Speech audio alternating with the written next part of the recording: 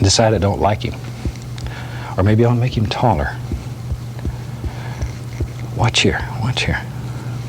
Let's say, well, I hate to mess up his tree, but I want to show you this. It's a good tree. Maybe you want to make his tree taller. All you have to do is touch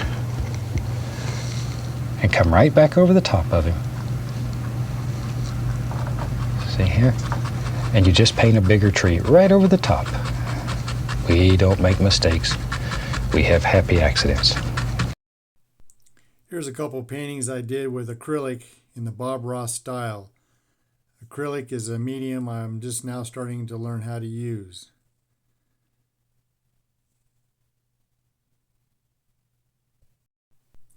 Bob Ross was born on October 29, 1942 in Daytona Beach, Florida.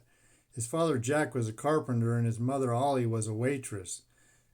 As an adolescent, Ross cared for injured animals including armadillos, snakes, alligators, and squirrels, one of which was later featured in several episodes on his television show. Ross dropped out of high school in the 9th grade. While working as a carpenter with his father, he lost part of his left index finger, which did not affect his ability to later hold a palette while painting. In 1961, 18-year-old Ross enlisted in the United States Air Force and was put into service as a medical records technician.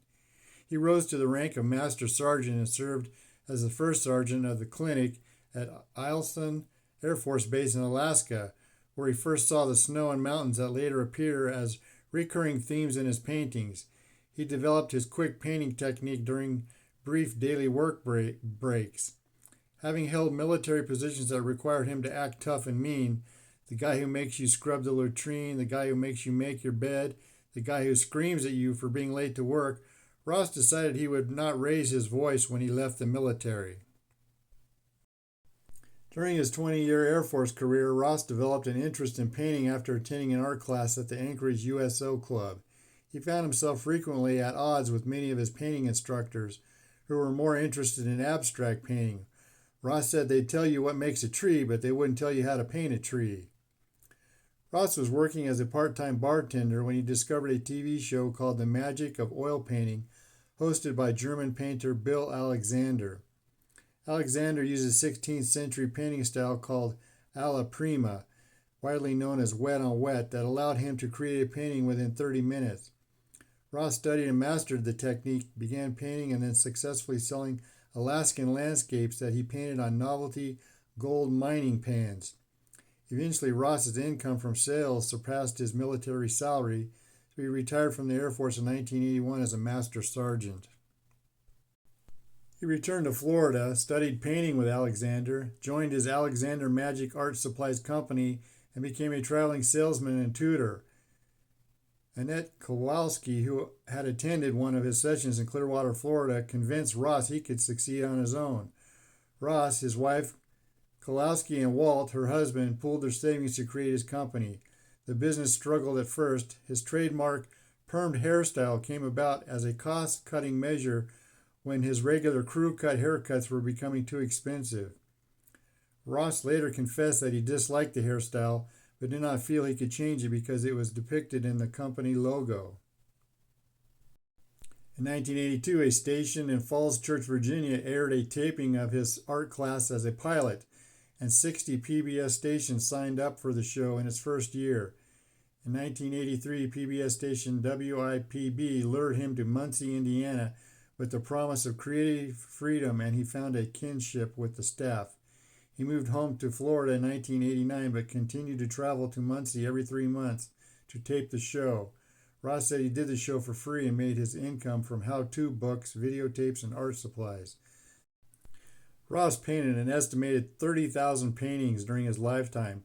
Despite the unusually high supply of original paintings, Bob Ross original paintings are scarce on the art market, with sale prices of the paintings averaging in the thousands of dollars and frequently topping $10,000. Ross used a wet-on-wet oil painting technique of painting over a thin base layer of wet paint. The painting could progress without first drying. The technique used a limited selection of tools and colors that did not require a large investment in expensive equipment. Ross frequently recommended odorless paint thinner, odorless mineral spirits for brush cleaning. Combining the wet painting method with the use of large 1 and 2-inch brushes as well as painting knives allowed the painter to quickly complete a landscape sketch. Many viewers of his TV show found that listening to Ross triggered an ASMR response.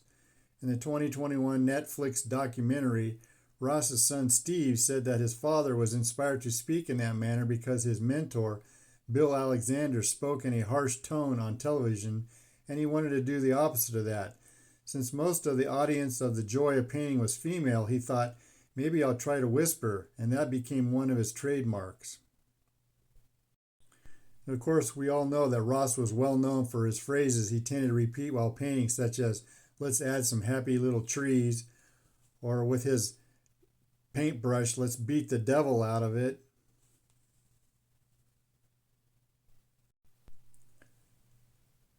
When asked about his relaxed and calm approach, he said, I got a letter from somebody here a while back and they said, Bob, everything in your world seems to be happy.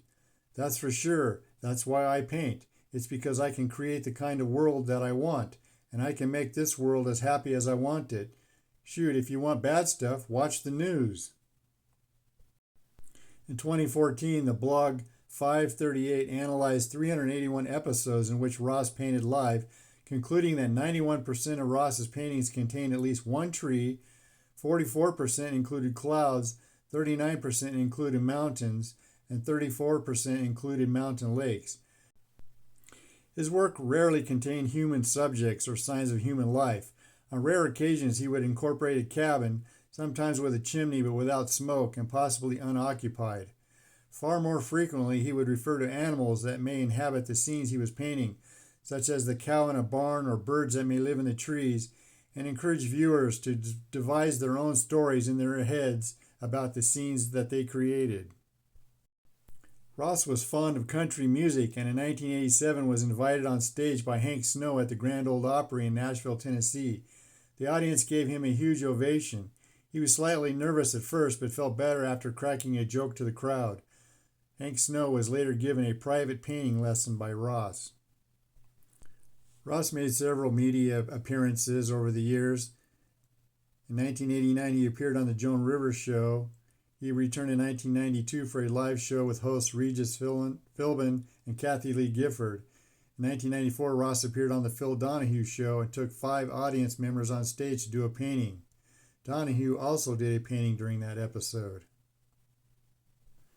Ross's likeness has become part of popular culture, with his image spoofed in television programs, films, and video games like Family Guy, The Boondocks, Deadpool 2, and Smite.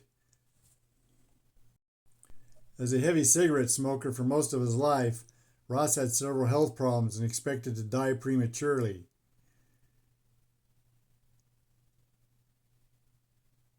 He died at the age of 52 on July 4, 1995, due to complications from lymphoma, which he had been diagnosed several years prior. Ross kept his diagnosis a secret from the general public. His lymphoma was not known outside of his circle of family and friends until after his death. At the time of his death, he had prepared 7 paintings for a potential 30-second season of The Joy of Painting. So as an artist, always remember, there are no mistakes, just happy accidents.